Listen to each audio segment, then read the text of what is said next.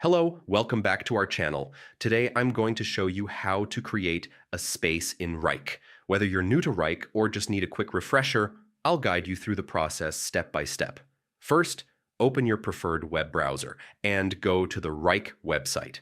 If you already have an account, click Login. If you're new, select Try Wrike for free to create an account. Once you're logged in, you'll land on your dashboard.